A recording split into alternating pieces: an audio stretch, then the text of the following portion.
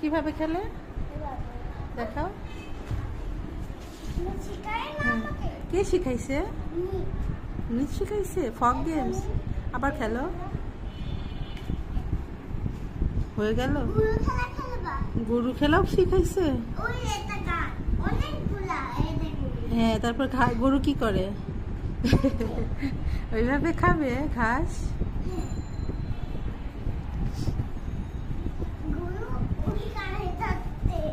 কোথায় যাচ্ছে?